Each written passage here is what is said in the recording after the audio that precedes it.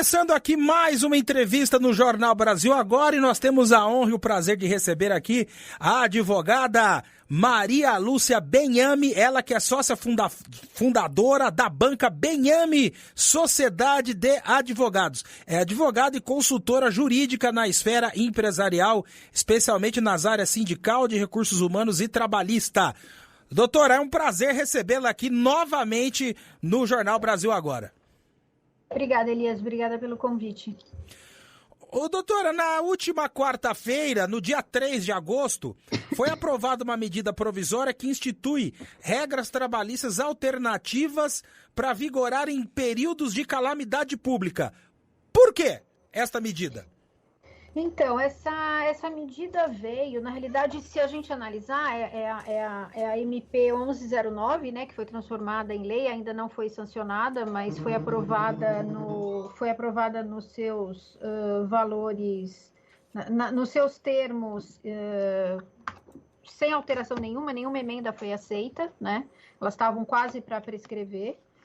Eu acho que a necessidade veio de toda aquela aflição que todo mundo passou quando teve a pandemia do coronavírus, né? No início dos anos 2020, em que as pessoas não sabiam o que fazer, você não tinha instrumentos jurídicos para que os empregadores soubessem como agir, com ordens estaduais ou municipais de lockdown, sem que se soubesse o que fazer com os contratos de trabalho.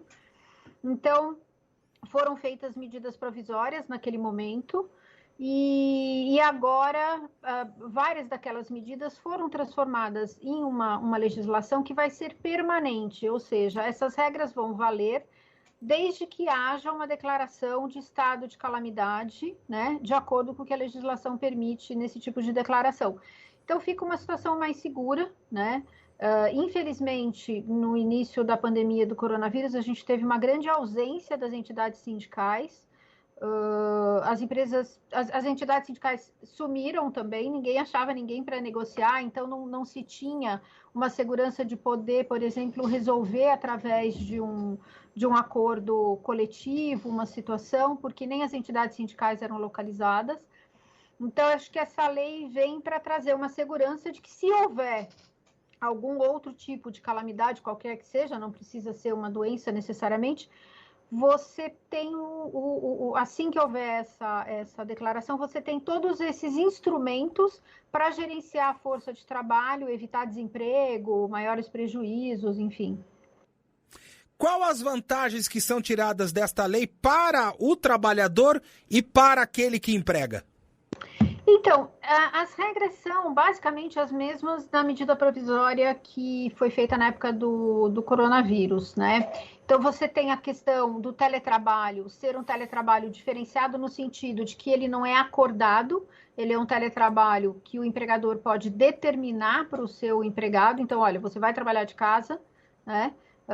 Normalmente isso vai acontecer quando se cumpre, eventualmente, ou medidas sanitárias, ou eventualmente algumas situações de calamidade, por exemplo, de enchentes ou alguma coisa assim, você consegue manter a força de trabalho funcionando. Então, a diferença é que você não tem aquele acordo que a lei exige na situação normal. Então, é um teletrabalho emergencial de uma situação de calamidade. A antecipação de férias individuais, então, você pode fazer uma antecipação de férias, o que a legislação normalmente não permite, né? De maneira que, se você não tem atividades, porque, por exemplo, como aconteceu no coronavírus, né? No começo estava aquela discussão do lockdown, então tem que fechar atividades que são presenciais, como fábricas, como lojas. O que eu faço com a minha força de trabalho? A gente utilizava as férias individuais, antecipando férias de pessoas que ainda não tinham o período concessivo completo, né? Então elas podiam ser antecipadas. A concessão de férias coletivas mais rápida, então, ao invés de você ter um aviso de 15 dias, toda uma formalidade que existe normalmente, o aviso passa a ser menor, de 48 dias, né? A possibilidade de você antecipar feriados, que hoje na regulamentação normal não existe, e um banco de horas diferenciado, com um período de compensação das horas débito, né, que ocorrerem, em 18 meses da data em que o ato que declarou a calamidade perca a sua vigência. Então, e além disso, a possibilidade da suspensão do recolhimento do fundo, né, em que isso é postergado para um período posterior.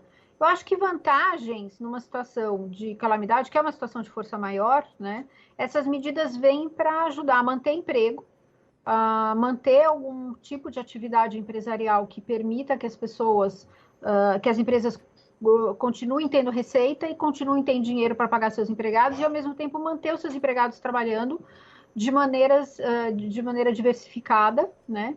Bem como poder ter uma suspensão do trabalho, se ele for total, ou com férias individuais, ou com férias coletivas, ou com antecipação de feriados, um banco de horas que ele não depende de acordos coletivos, que ele não depende de outras medidas. Então, isso já está pronto para ser usado, né? Nada impede que haja um acordo coletivo com outras regras diferenciadas, mas se não acontecer nada, ele já sabe que tem essa segurança, vamos dizer assim, jurídica de ter medidas que podem ajudar o negócio a continuar funcionando e os empregos a serem mantidos. Bem, na realidade foram duas MPs aprovadas, a MP 1109 e a medida provisória 1108. Nesse caso da 1108, além de regulamentar o teletrabalho, existe alteração de regras do auxílio alimentação. Quais foram essas alterações, doutora? Então, as alterações do auxílio alimentação, o que acontecia? Você sempre teve o auxílio alimentação sob o regime do PAT, que era o Programa de Alimentação do Trabalhador, que é um programa que existe desde a década de 70, né? Qual era o intuito desse programa? Permitir que os empregadores fornecessem alimentos aos seus empregados sem que isso configurasse um salário. A CLT estabelecia que a alimentação fornecida diretamente ao trabalhador era um salário-utilidade, deveria refletir em todas as verbas, e na década de 70 vem essa legislação criando esse programa que buscava beneficiar especialmente os trabalhadores até 5 salários mínimos, né? Então, por exemplo, a empresa só poderia fornecer auxílio alimentação, conceder alguma alimentação para empregados que ganhassem acima de 5 salários mínimos, desde que toda a massa até 5 salários mínimos estivesse coberta, tá? E quando veio o ano passado, fizeram alterações na CLT, especialmente no artigo 457, criando regras de que a alimentação poderia ser concedida de qualquer maneira, desde que não fosse em dinheiro. Então, você passou a ter duas formas de fornecer alimentação, ou sob o regime do PAT, que no ano passado, com a portaria 671, ela passou a ter mais restrições de que população eu poderia usar para ter um benefício fiscal, então essa população até 5 salários mínimos somente, uma série de cuidados. E o 457 ficou meio solto, eu posso fornecer de qualquer jeito desde que não seja dinheiro. O que se discutia? Eu preciso ter 2 cartões separados, um para alimentação, um para refeição? No PAT, pela portaria 671, sim, até maio de 2023, quando poderia ser criado um regulamentado regime aberto, que eles chamam, né, o arranjo aberto, em que eu poderia ter um cartão com as duas coisas. Mas isso só maio de 23 vai depender de alguma regulamentação. E começou-se a discutir, do ponto de vista até de fiscalização, não só trabalhista, mas federal, os cartões que juntavam tudo. Então, eram os cartões que tinham alimentação, transporte, uma série de coisas lá dentro, e que não se sabia para onde o dinheiro iria, né? E mesmo que você diga que eu consigo bloquear pela atividade da empresa, a gente sabe que isso é muito difícil de ser comprovado. Isso começou a trazer riscos para as empresas, não só trabalhista, como fiscal, não só para a empresa que usa o cartão, como para a empresa que vende o cartão. E aí, veio essa medida provisória para restringir e para que o auxílio alimentação não perca o seu intuito, que é o de beneficiar uma boa alimentação ao trabalhador. Sempre foi uma regra ligada à saúde do trabalhador. Então, o que a MP trouxe? Ela traz para o artigo 457 as mesmas restrições de cuidados que você tem que ter nesse fornecimento. Então, é um cartão que ele não pode ser usado para nenhum outro fim, que eu não posso ter dentro dele nenhuma outra verba ou benefício, direto ou indireto, que não esteja vinculado diretamente à alimentação, né? E, por fim, ela traz uma flexibilização que a gente não sabe se essa regra vai ser mantida ou vai ser sancionada totalmente ou eventualmente vai ser vetada pelo presidente, que é a possibilidade de, na ausência do uso de algum saldo em 60 dias, o empregado poder fazer um saque, que também vai depender de regulamentação, né, de como isso poderia ser feito em dinheiro, tá? E traz multas bem mais altas, de 5 a 50 mil reais, né? Não só para a empresa que usa alguma forma de fornecimento de alimentação de forma ilegal, como alguma que venda, como inclusive o estabelecimento que aceite um cartão ou uma forma de pagamento que não seja estritamente o que está previsto agora na CLT e na legislação do PAT. Então, ele traz para o artigo 457 todo aquele cuidado para privilegiar a saúde do trabalhador, a alimentação que existia no PAT. Ô, doutora, eu estou ouvindo a explicação da senhora.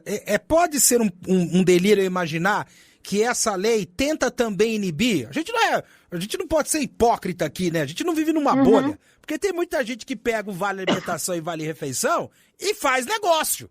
Antecipa, repassa, faz escambo, tenta transformar em dinheiro. Essa lei também veio para inibir esse tipo de comércio clandestino?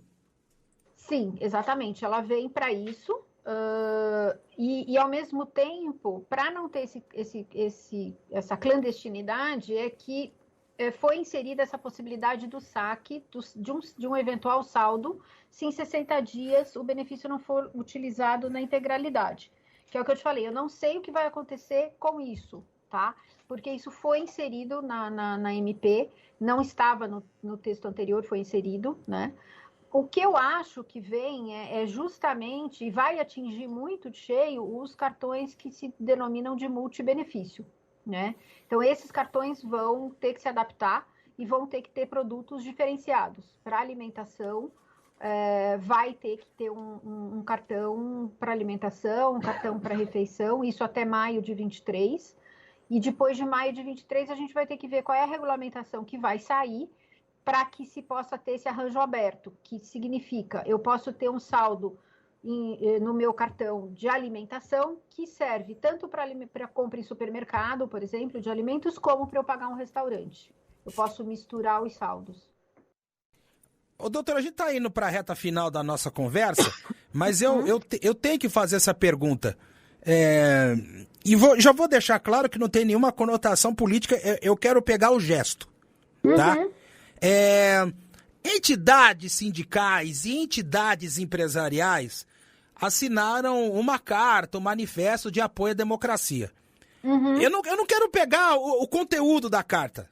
Eu quero pegar o gesto. Por que que eu quero pegar o gesto? Porque o entendimento foi rápido. E a gente sabe que existe no Brasil um histórico de desentendimento e de distanciamento entre capital e trabalho. Não cabe aqui cabe sim, né? Mas o que eu quero perguntar para a senhora é o seguinte: por que não é sempre assim? Então, na realidade, eu acho que quando a gente tem uma situação de regulamentação de trabalho através dos instrumentos coletivos, a gente tem que analisar muito a situação antes e pós-reforma, né? Antes da reforma, como as contribuições eram obrigatórias, o contato era mais fácil, porque o sindicato sabia que se ele fizesse algum acordo, alguma contribuição, ele com certeza tiraria do empregado, porque ele não teria o direito de se opor a ela. Com a reforma, houve um distanciamento, não por conta de questões nem ideológicas, nem nada. O distanciamento foi financeiro. Então, veio aquela conversa de, não, se ninguém me pagar, eu não vou negociar. E também eu não estou discutindo justiça ou injustiça disso, eu estou discutindo legalidade, né? O STF foi bastante claro nesse sentido, de permitir que as contribuições sejam realmente facultativas. Não acho que elas vão se manter facultativas para sempre, né? Mas por hora elas são. Eu acho que isso gerou. Por outro lado, existe uma grande resistência da maior parte das empresas. São poucas as que conseguem manter uma relação sindical. Porque a relação sindical você não faz do dia para a noite. Você não vai criar uma relação sindical quando você precisa de alguma coisa, né? Então, ter um relacionamento com as entidades sindicais que representam os seus empregados é sempre bom, porque você consegue ter um diálogo mais fácil. Aquela entidade sindical vai conhecer a sua realidade, vai saber que quando você está precisando de alguma coisa, você realmente precisa, né? Então, facilitam os acordos. Eu acho que a relação sindical, empresarial sindical no Brasil ainda é muito imatura. Talvez justamente por conta de uma legislação que vem da década de 30, né, que foi imposta pelo Getúlio Vargas durante uma ditadura, quando estava vigente a Carta de 37, né, que não era uma Constituição, era uma carta outorgada, uma carta constitucional outorgada pelo próprio Getúlio. Ela é baseada num controle estatal dessas relações, justamente em termos de se manter uma paz social, atrelada a uma CLT extremamente robusta, em que você cada vez menos precisa da relação sindical. É só você ver, por exemplo, agora a aprovação do piso nacional da enfermagem. Isso pode ser bom para o trabalhador, que ele vai ter aquele valor, né, maior. Pode ser muito ruim para as empresas que também, mais uma vez, não prestaram atenção, porque uma coisa que chama muito atenção para mim no meu trabalho e nos contatos que eu tenho é a total ausência de análise dos riscos trabalhistas e dos impactos trabalhistas na gestão das empresas. Se você pegar grandes cursos de pós-graduação, de MBA, de mestrados profissionais, não tem nada da área trabalhista para alguém que vai gerir uma empresa analisar. Por outro lado, para que o setor de enfermagem precisa de entidade sindical hoje? Com uma CLT extremamente robusta e um piso garantido. Então, eu acho que as entidades sindicais que brigam por ter lei, elas, na realidade, estão dando um tiro no pé, porque cada vez menos eles são necessários. E cada vez menos você tem essa relação sindical que se desenvolve de uma maneira mais madura, né?